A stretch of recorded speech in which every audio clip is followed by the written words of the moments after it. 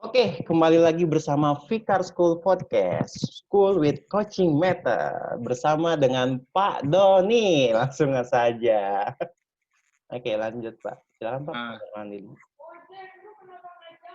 Oke, perkenalkan nama saya Doni Adiguna. Saya adalah founder atau pendiri dari Sekolah Fikar School. Sekolah Fikar School ini sudah berusia 12 tahun lamanya. Sekolah ini memang diawali dengan keinginan untuk berkontribusi di dunia pendidikan di Indonesia. Pada saat kita berdiri di tahun 2008, mungkin sekolah kita ini bisa dianggap sekolah yang aneh. Kenapa saya sebut aneh? Karena biasanya sekolah aja kan dalam satu minggu itu ada 5 kali pertemuan dari Senin sampai Jumat. Dan sekolah kita diawali itu dengan 3 kali pertemuan. Dari Senin, Selasa, Rabu, atau anak-anak boleh memilih waktu yang mereka inginkan.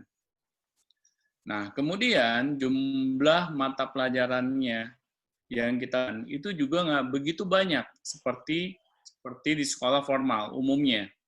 Mungkin di sekolah formal ketika di tingkat SMA itu mata pelajaran sekitar belasan mata pelajaran yang diberikan dari pihak sekolah kepada murid-muridnya. Tetapi kita hanya di bawah angka 10 jumlah mata pelajaran yang kita berikan.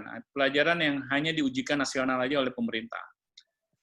Mengapa saya lebih fokus terhadap model pendidikan yang seperti itu? Karena saya melihat pendidikan terutama di dunia sekolah, dari zaman saya sekolah sampai saat ini, sekolah hanya sepertinya menjejalkan pendidikan akademis semata. Sekolah tidak fokus terhadap pengembangan potensi anak-anak didiknya. Dan itu sangat mengkhawatirkan buat saya pribadi. Karena saya merasakan ketika di zaman saya sekolah, di zaman ketika saya menjadi pelajar, sekolah itu sepertinya kok kurang menyenangkan.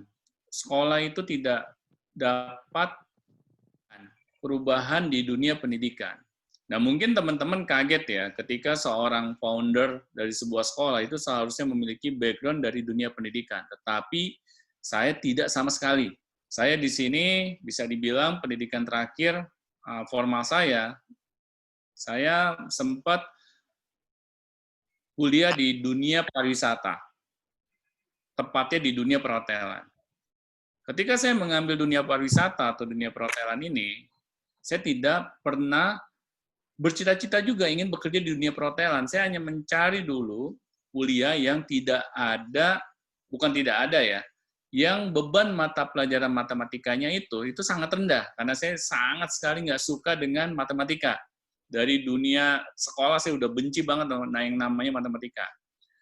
Nah, di sinilah akhirnya saya berusaha untuk meriset mana nih tempat kuliah yang beban mata pelajaran matematikanya itu tidak terlalu besar.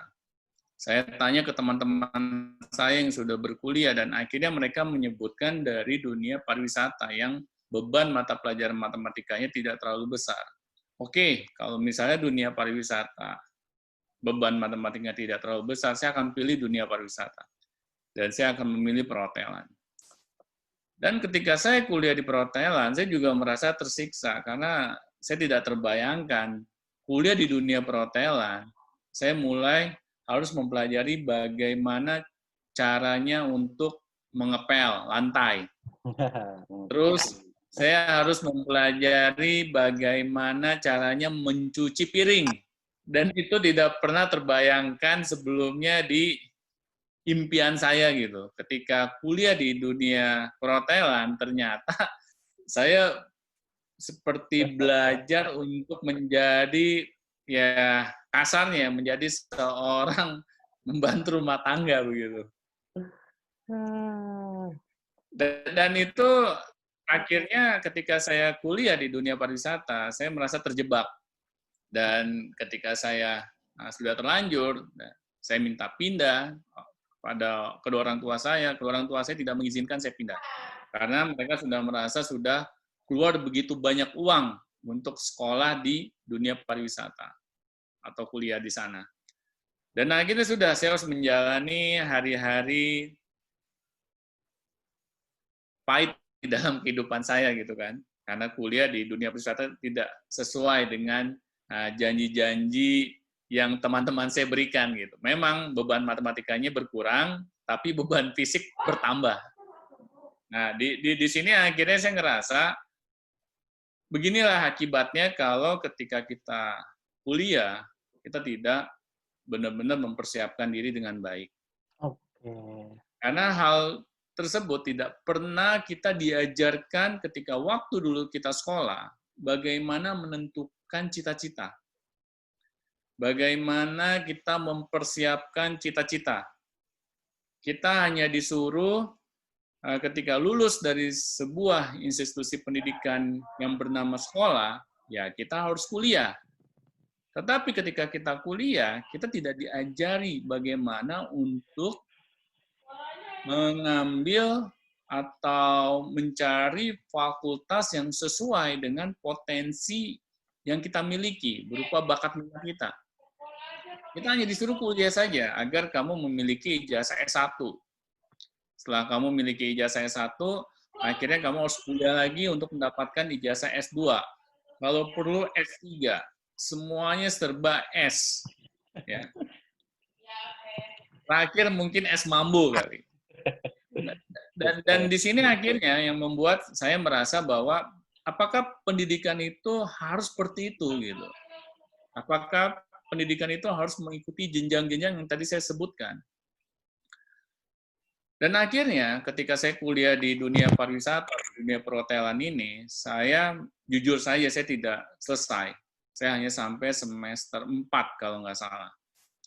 Karena saya di keadaan dulu itu saya harus membantu orang tua untuk mencari nafkah. Dan akhirnya saya memutuskan untuk berhenti dari dunia kuliah pariwisata atau perhotelan. Tapi saya mensyukuri gitu. Saya akhirnya terbebas dari harus bangun pagi. Saya terbebas dari harus memakai seragam dan akhirnya saya merasa karena bayanginnya dari TK sampai SMA saya harus pakai seragam. Kuliah pakai seragam lagi. Dan itu bisa dibayangkan oleh teman-teman betapa bosannya gitu. Saya harus memakai seragam terus gitu. Dan tapi setelah saya memutuskan berhenti, saya harus melakukan sesuatu kan. Dan akhirnya karena saya harus membantu keluarga, saya harus kuliah. Mohon maaf, saya harus bekerja. Dan ketika saya bekerja, saya mencoba mencari pekerjaan pada waktu itu di hotel-hotel yang ada di seputaran. Dan ternyata ketika saya berusaha dunia perhotelan, itu tidak seindah yang saya bayangkan sebelumnya gitu. Saya akan memakai pakaian yang istilahnya keren gitu kan. Kalau kita lihat mungkin ketika kita datang ke hotel, kita melihat orang-orang yang bekerja di perhotelan, biasanya kan mereka memakai seragam-seragam yang keren ya. Keren, iya betul-betul. Istilahnya elegan gitu. Oke. Ternyata itu hanya tampil. Gajinya itu sangat menyesakkan dada gitu. Yang namanya kerja di dunia perhotelan.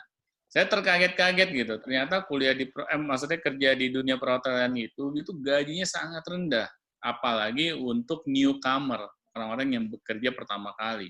Dan udah gajinya rendah, saya merasa ketika saya harus bekerja di dunia perhotelan, saya harus memiliki orang dalam. Dan pada saat itu saya belum memiliki orang dalam, karena pada saat itu momennya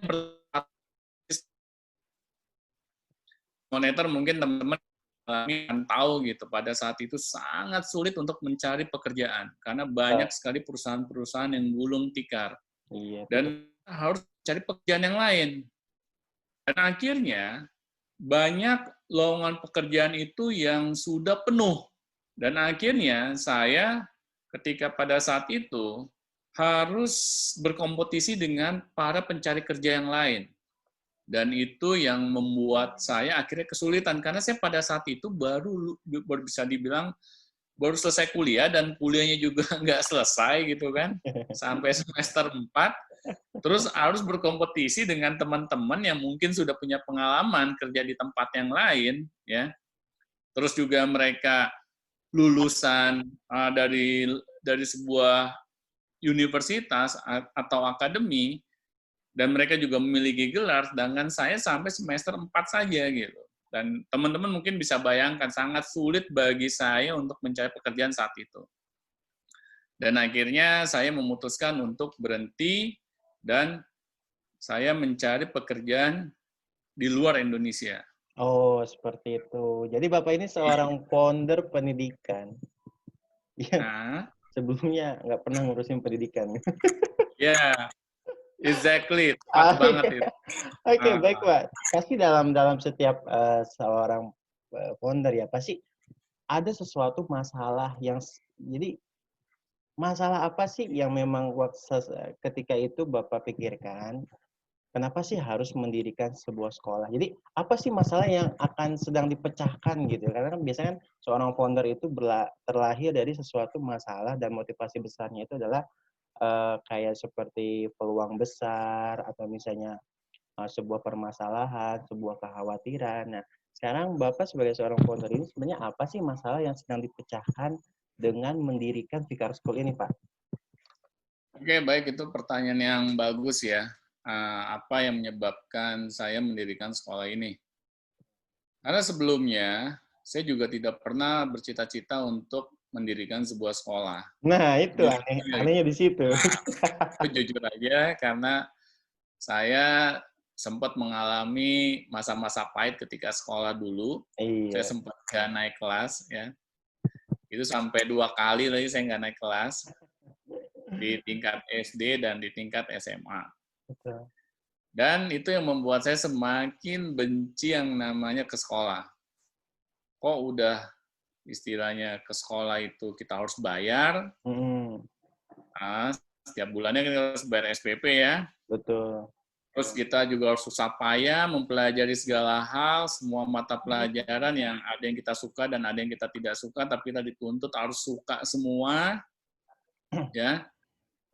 Dan ketika kita harus melalui itu semua, kita dipaksa sama sekolah untuk tinggal kelas. Bayangin, kita harus bayar, terus kita harus mempelajari semua hal yang kita sebagian mungkin kita tidak suka, tapi kita Iya, dipaksa untuk tinggal kelas karena betul. nilai itu tidak sesuai dengan yang diharapkan oleh pihak sekolah.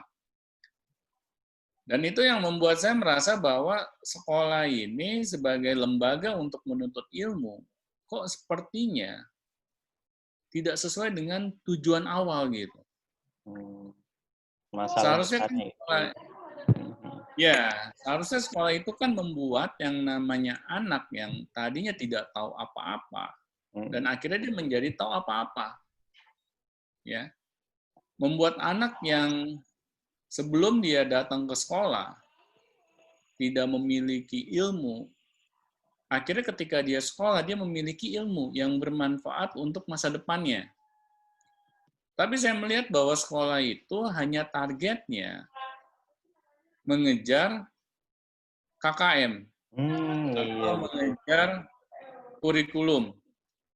Dan kurikulum dan angka KKM yang dibuat itu hanya kebijaksanaan dari sekolah yang bersangkutan. Jadi setiap sekolah ini pasti berbeda-beda ya, Iya, tidak sama. betul. Tapi ujung-ujungnya hanya angka, kita hanya mengejar angka gitu di dalam kita menjalani pendidikan di dunia sekolah. Dan itu yang membuat saya kok sekolah itu tidak menyenangkan ya. Sekolah itu tidak membuat saya menjadi lebih baik ya. Saya seperti terus dicari apa yang menjadi kekurangan saya, bukan dicari apa yang menjadi kelebihan saya gitu. Mhm. Seharusnya sekolah itu mencari tahu kelebihan anak-anak didiknya. Dan dengan kelebihan anak-anak didik itu diasah gitu. Sehingga anak-anak didik itu memiliki kemampuan yang menjadi bekal mereka nanti ketika mereka lulus sekolah. dan dapat mereka manfaatkan dengan kemampuan atau kelebihan mereka itu untuk masa depan mereka. Dan inilah yang menjadi salah satu alasan saya, kekhawatiran saya gitu, di dunia pendidikan terutama di Indonesia. Karena seharusnya sekolah itu menjadi fondasi awal dari pendidikan anak-anak kita. Bayangin dari usia SD sampai SMA, kita hanya dijejalkan mata pelajaran saja. Kita tidak pernah dicari tahu apa yang menjadi cita-cita kita, apa yang menjadi goal kita, apa yang menjadi kelebihan kita.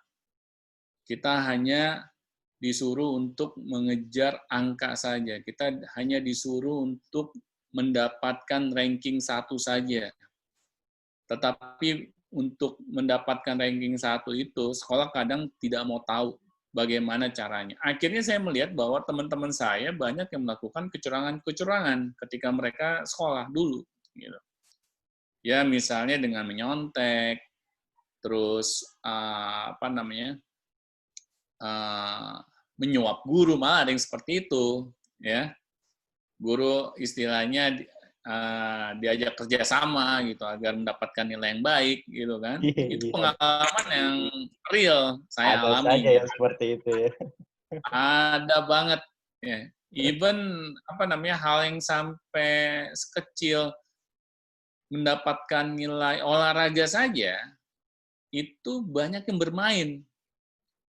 Kalau kamu mau nilai olahraga kamu bagus, kamu harus les renang gitu dengan saya. Dan les renang itu bayar. Ya. Bayarnya itu ya kepada gurunya gitu. Ya kan? Dan itu terpaksa harus dijalanin gitu. Kalau kan nilai olahraga saya pada waktu itu pastinya akan jelek gitu. Ya. Dan coba ya kita bayangkan dengan kejadian seperti itu bagaimana generasi muda bangsa ini gitu, ke depannya. Dengan kualitas pendidikan di sekolah seperti itu yang seharusnya ini menjadi momen ya. Karena usia SD sampai usia SMA itu saya bilang usia-usia yang golden age. Masa-masa kemasan dari tumbuh kembang seorang anak manusia. Ketika kita tidak memanfaatkan situasi tersebut, saya meyakini gitu, dampak yang akan terjadi di masa depan itu akan lebih dahsyat lagi. Dahsyat bukan dalam arti kata yang positif ya, tapi dalam arti kata yang negatif.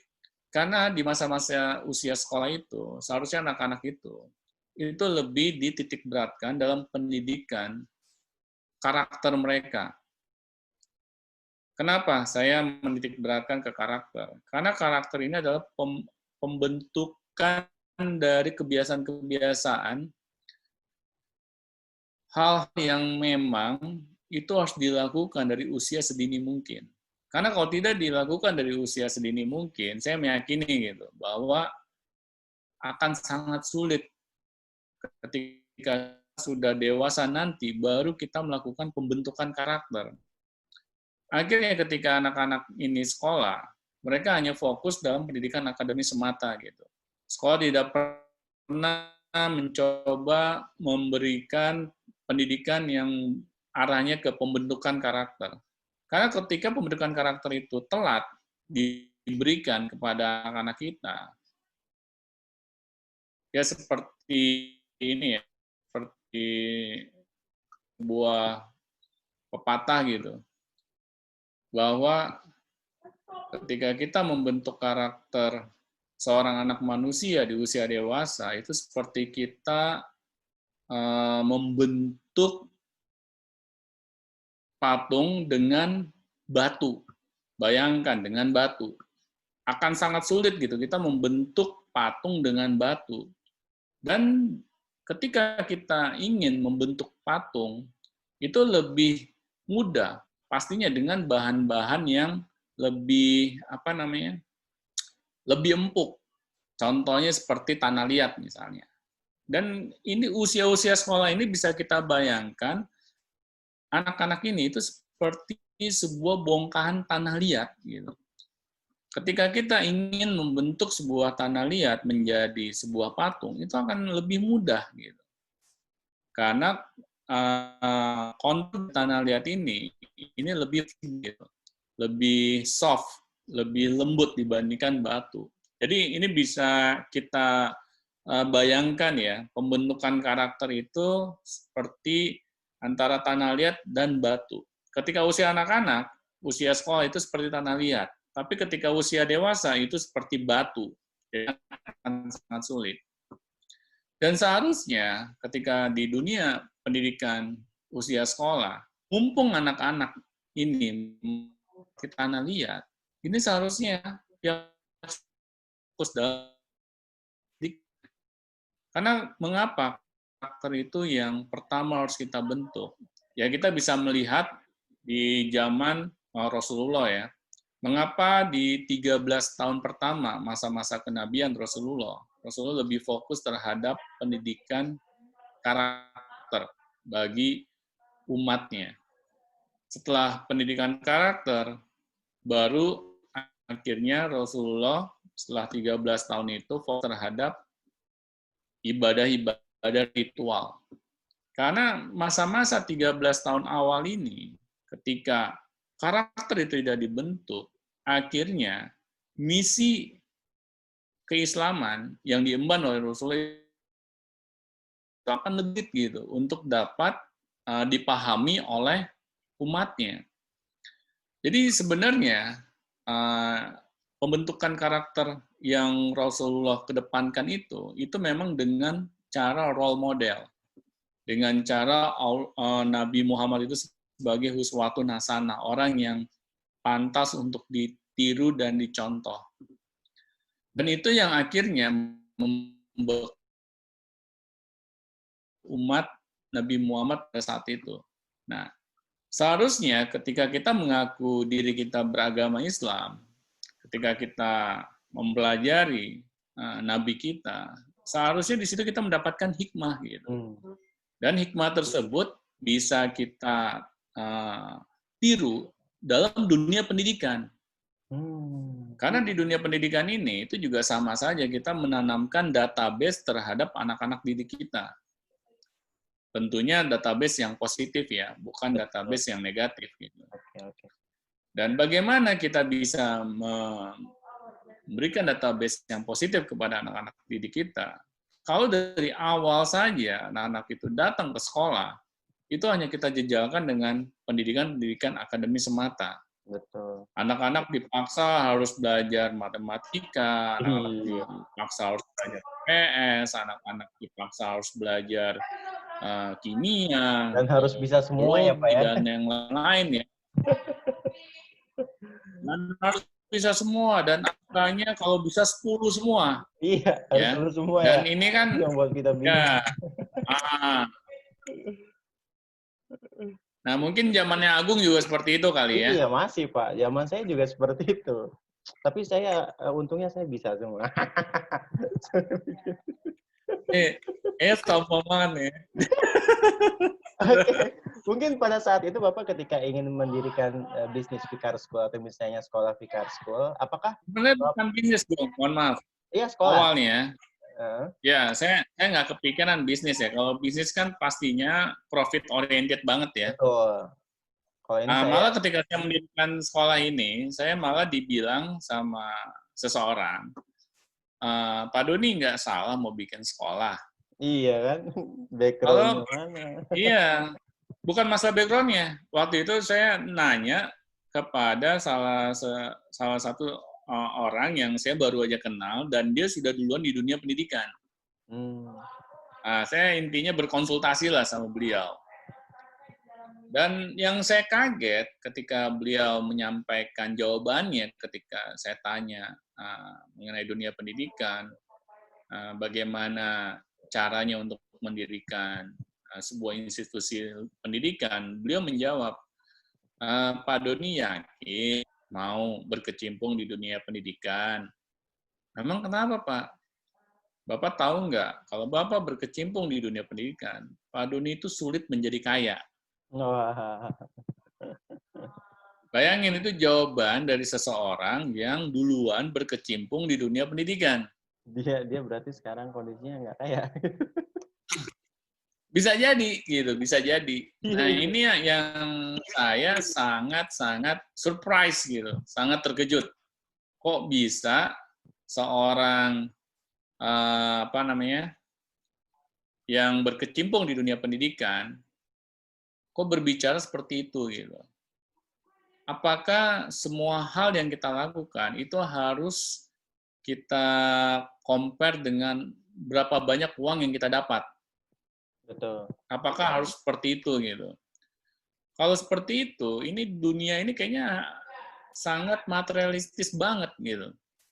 Ya, dunia ini sepertinya semuanya berbicara untung dan rugi. Betul. Ya, dan itu saya pribadi sangat-sangat tidak setuju gitu. Karena yang namanya untung dan rugi itu urusan Tuhan, ya, urusan Allah gitu. Bukan urusan kita sebagai manusia gitu.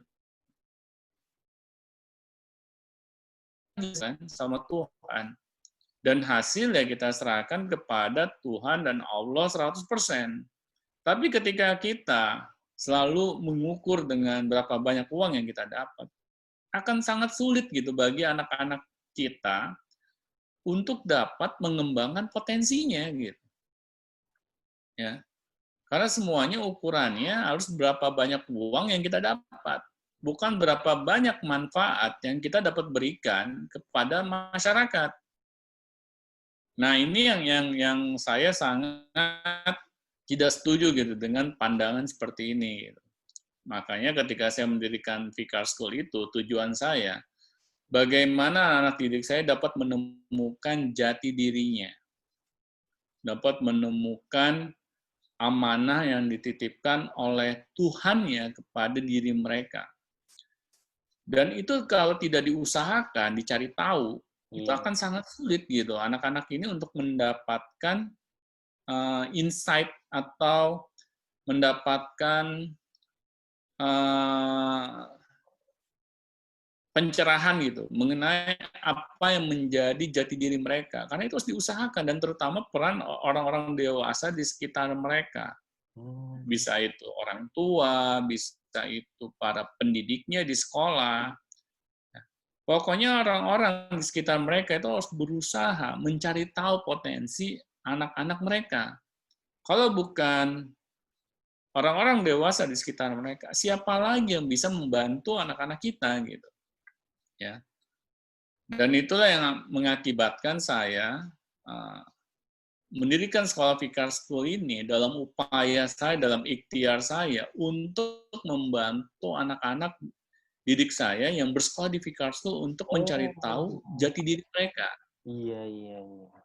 Berarti Bapak ketika saat itu melihat peluang besar ini, wah ternyata saya bisa berkontribusi nih dalam pendidikan. Jadi peluang besar yang Bapak lihat itu bukan dari segi bisnis atau bukan dari Bukan. segi orang-orang belum banyak nih homeschooling. Jadi Bapak ketika itu melihat peluang besarnya itu adalah, bisa nih ternyata anak-anak itu mendapatkan pendidikan yang baik yang saya inginkan. Seperti itu mungkin ya peluang besar yang Bapak inginkan, Pak ya. Maksudnya yang Bapak lihat gitu ketika melihat mendirikan Vicar School itu. Nah, Ya, mungkin itu sekali. dan mungkin itu yang menjadi apa? Mungkin ada lagi selain peluang besar yang barusan saya katakan, apakah Bapak melihat sebuah peluang besar nih misalnya ketika mendirikan Vicar School, peluang apa lagi sih yang bisa saya berikan atau misalnya peluang besar apa sih sehingga bisa tiba-tiba kepikiran mendirikan Vicar School gitu.